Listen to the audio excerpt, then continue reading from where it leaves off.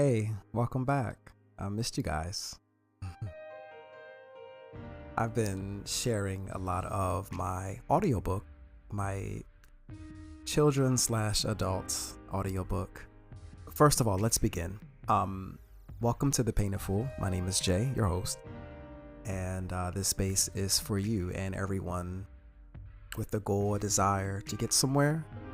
And here I'll be sharing some fun things and inviting you all to the campfire. If you're new, I'm an artist. I love the oil painting medium, acrylic painting medium, and I do paint parties and different things. I love music. I love technology. I love so many different things. And I figured I'd make this channel for myself to share more of myself and share my challenges and different things that so many of you relate with and could use some extra help. This podcast is geared towards problem, solution, application, and results, but not to be taken so serious and so self-critically at the same time. So this is a space to just kind of chill and all that good stuff. All right. Again, I missed you guys. For the past couple Sundays, I've been sharing my audiobook with you, the Journey in 4 series. And if you haven't, I encourage you to go back and start in the beginning. Chapter 1, The Young Fisherman. I think many of you will relate and enjoy it. And I'll share a little bit about what it is, and willfully you go back and kind of just get into the mode and enjoy it. But the book started originally when I completed a painting last year, this time titled The Fisherman. And the painting was surrounded with my issues with harmful self-dialogue, attracting negative relationships, and disregarding elders and disregarding advice and guidance, and taking myself down this path of hard lessons, long story short. And the symbolism deals a lot with going down to the root cause of subconscious issues and pulling them out, identifying them, and moving forward, and allowing these things to be your chariot so that you can go towards different places or travel to different places within your mind, or traveling to different places out in the external world and meeting new people and making connections and helping others. So the Journey in 4 series is about a boy who lives in the village of fishermen and the world of sight.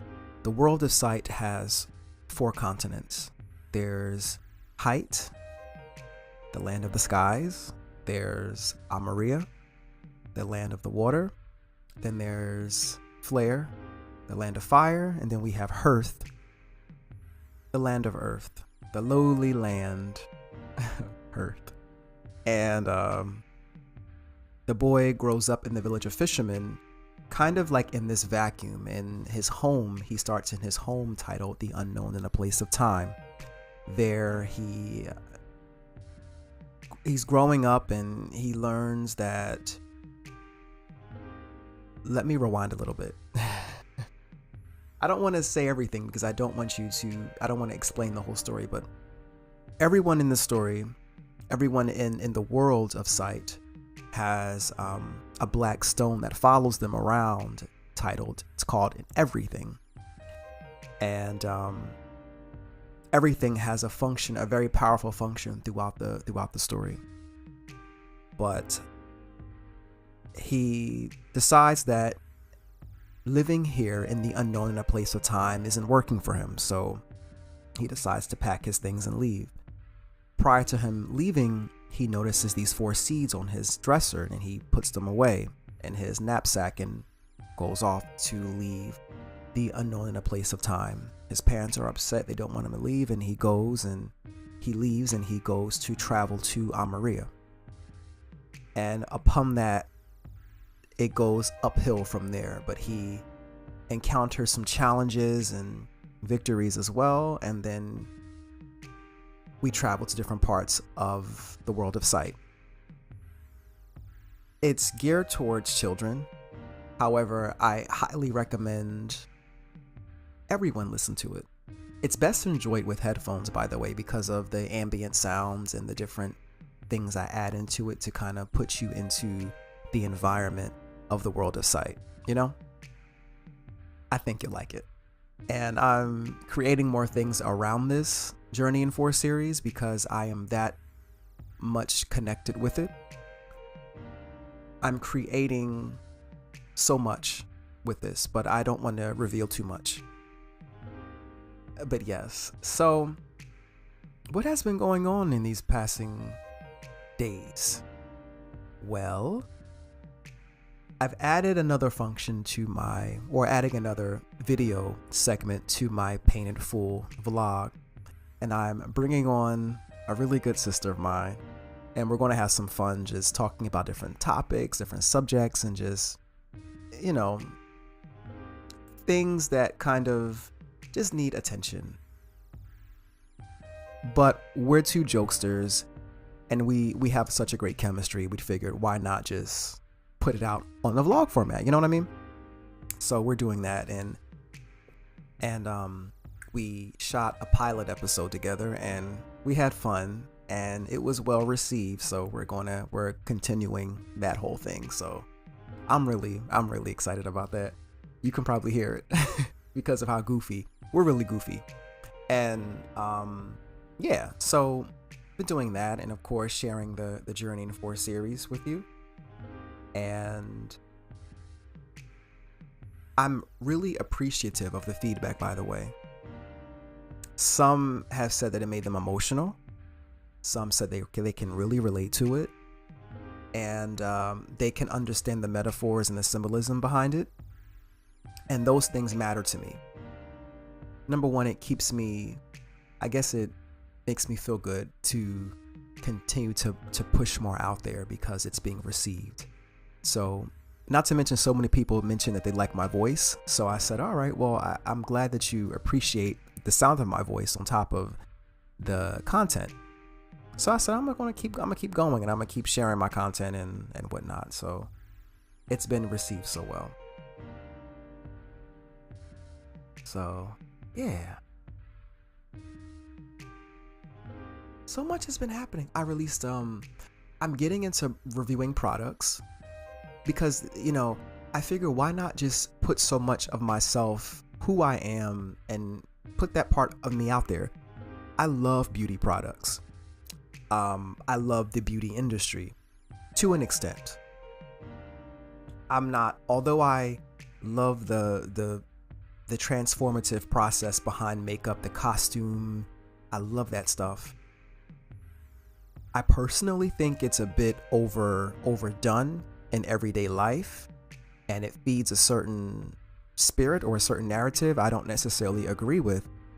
However, I love seeing how the science behind, like for instance, like how women are doing like the lace wig thing, and they have like the different braiding styles or the sew-ins, and you braid your hair in different formations to fix the wig on top. I think that is so dope. Like when you see how it's done, the different braiding patterns. Some people have so many different ways that you can cornrow the hair into different patterns to anchor the clips and anchor everything. You know, the stocking caps and how they apply makeup to the stocking caps when they're applying lace wigs, and how to make it look more blended, like just to make it look like it blends with the hairline. And it's just all these different things that I'm seeing. I just think it's interesting, like the whole process of transformation from one look to another. You know, I like that.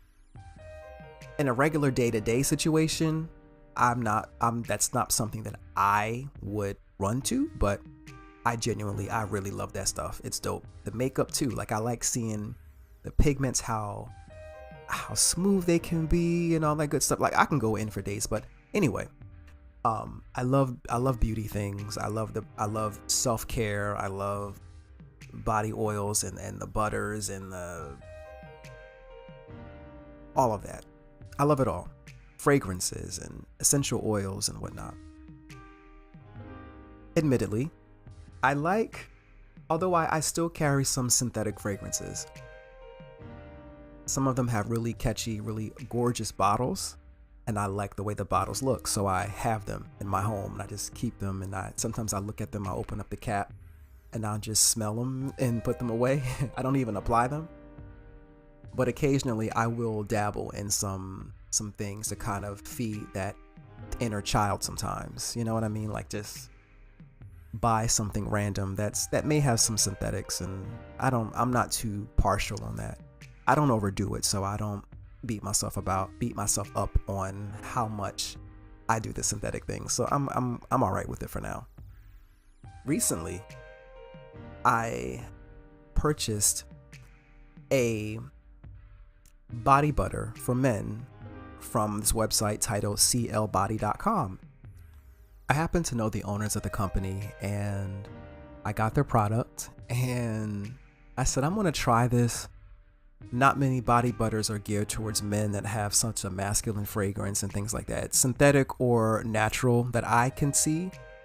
And something that might, I don't know, just have a special type of marketing, or it just appears a certain way. I like that kind of stuff. So I got their product and did a product review on it, and I'm opening myself up to doing product reviews for many different things: beauty products and fragrances and video games and cell phones. I love cell phone technology. I love products. I'm a consumer. I love those things. I love products and I love reviewing them. I love giving my opinions. I like that process of articulating what the experience of the product is for me, because I know others feel the way that I feel about certain things. So I genuinely love product reviews and how-tos and things, but I feel like it's another aspect of myself that I wanted to share with the world. So on my YouTube channel, The Painted Fool, there will be more product reviews and more different things about myself. So yes, The Painted Fool will always maintain the problem, solution, application, and result structure. However, I feel like I'm going to put all of who I am into this channel, every part of myself. And so that's that. That was the product review, and opening myself up to product reviews, again, from any background, all backgrounds. And yeah. So something that was on my mind, the Nipsey Hussle. And the interesting thing about this was that I was driving, I forget where exactly I was driving to or from, but I was going somewhere, and this guy next to me in a car looked like Nipsey. And I was on the phone and I was like, oh, look at Nipsey Hussle next to me. And this was before, I don't know what brought me to him, but I was just thinking about him a lot more recently. I do think, and I think afterwards, or a couple days after, there was like a video of himself and Lauren London on Instagram that I saw, of like some interview, but he was just recently in my mind. And then I heard the news, of course, that he was shot. And then I said, okay, he was shot.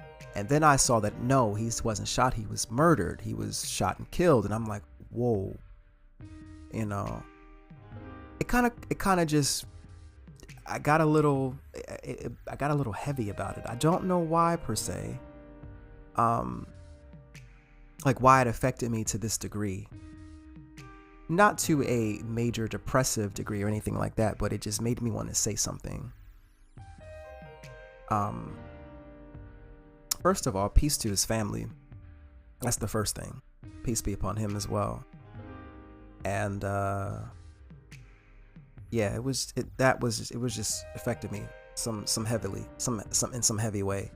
But something else that was on my mind was the different posts on social media that I'm seeing of people suggesting that he passed away or he was killed because he had some information, or he was going to release a documentary on Dr. Sebi. And I understand that in the celebrity sphere, in that world, in the industry, and when I refer to the industry, I'm including all of the entertainment industry, Hollywood, there is a lot of deception, and there are a lot of things that aren't put to the forefront. So a lot of things that go on beneath the surface that we aren't privy to.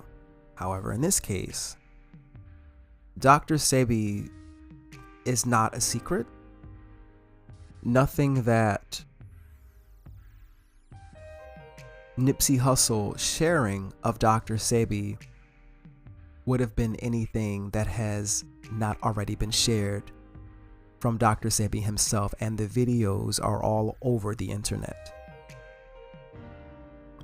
I find it hard to jump to that assumption that he was murdered because he had information or insight on Dr. Sebi, because the information is out there and accessible. And he stated that he would be doing a documentary on the trial of how he beat the case. I don't know where that idea came from. I understand, everyone has different theories as to why things happen. Everyone presents a theory. Some theories present as trends, and there comes this question of who's really thinking critically here. And that in the world of social media is concerning, because no one really is doing the research. Everyone's just clicking and sharing and offering commentary and not having any awareness. One, you weren't there. You don't know. You don't know. So I understand that everyone becomes, to a degree, concerned, and they want to understand and want to figure it out. But I personally don't have enough intel. I wasn't there. I don't know. I don't know what it could have been. People said he was in the gang life, and that could be another reason. I don't know. So I don't speak on why, or my theory on why he's passed away. That's not for me to discuss. However, in sharing these different things, it would be wise to just take a second and just research what information is really that secret, to where if someone were to share it, there would be this government hit on someone. Again, this information is already out in the public. You understand? So what else is there to...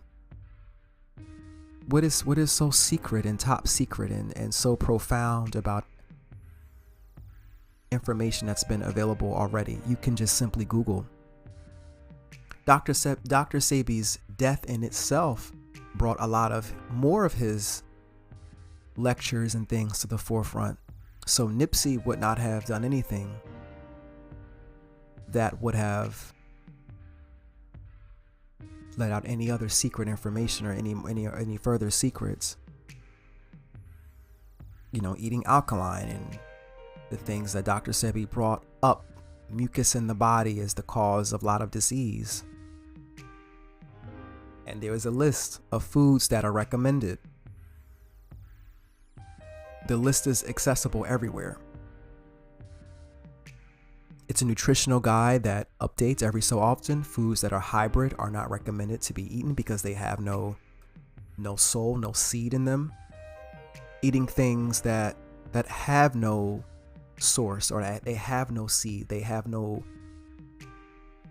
things that do not grow in the wild shouldn't be eaten.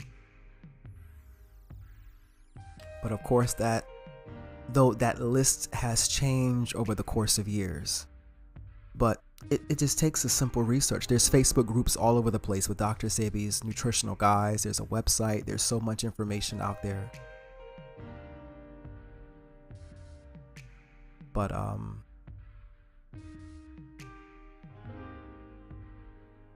I have nothing against the trend of theories. I have nothing against those trends at all. Again, who knows, at the end of the day, maybe there could have been some more information that would come out, but I'm leaning more towards, I don't think there was any top secret information that would have exposed what's already been exposed by the man himself. And that's all I'm going to say about that in terms of theories. Because again, I wasn't there. I don't know what his dealings are. I don't know what's going on unless those who know him and know of his life and who have been there don't jump to the reactive thing that you do on social media tells you to do. It's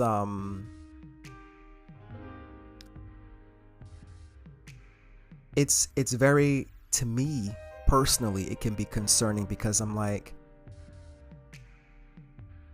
I feel like those who jump to this bandwagon reaction of this illusory, we have to be more something, we have to, solidarity and all these different things, it's fleeting and it passes. Unfortunately, it's not real enough. And a lot of the things that are being shared on social media are coming from individuals who are doing nothing in a day-to-day life that's actually building towards this, an air quotes, utopia, air quote, that they see or that they want. The illusion of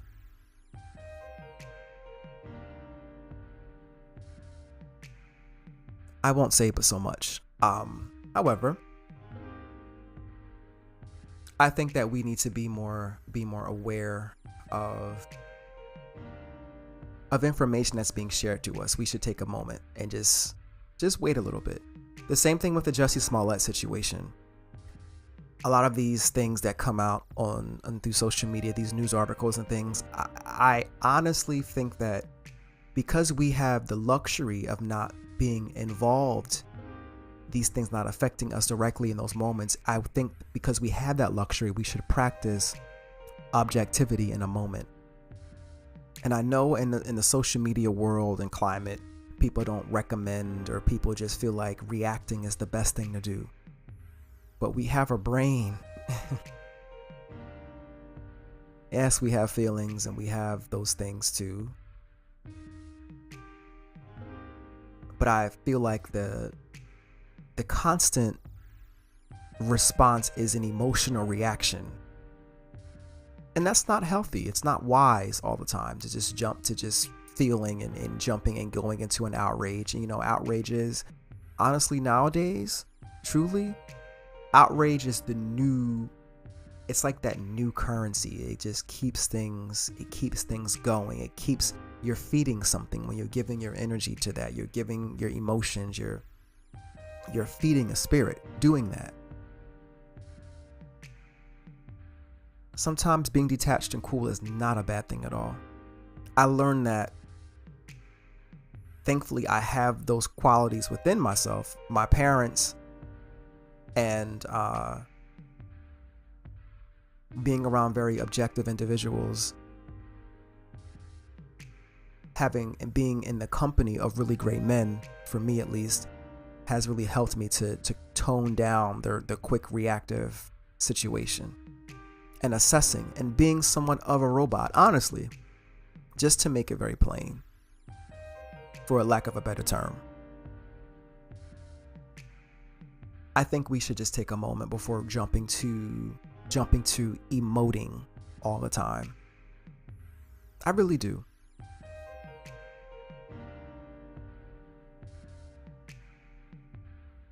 So anyway, I just wanted to pop on here really quickly just to say what's up. I really do miss you guys. And thanks so much for all of the commentary on the Journeying 4 series. I did drop an episode yesterday. It's like 4 in the morning right now. Honestly, I started at 4. It's about 5 something now, but I just wanted to say what's going on. And of course, follow my YouTube, The Painted Fool, my Instagram, The Painted Fool. Then of course my Facebook group. My Facebook page is The Painted Fool. And just, keep on the lookout. Subscribe and share and like and all those different things. And keep on the lookout for different things I'll be dropping. I'm really excited. And yeah, so there's more things on my personal take on social media and these journalists and all this media that I see so many people that I grew up with falling for the trappings. And of course, you'd like to share things, you like to say things. They have to learn in their own time, and that's just what it is. But with all that said, I'm out, and you'll be hearing from me again shortly, seeing me again shortly. I love you all, and yeah, peace, and pieces.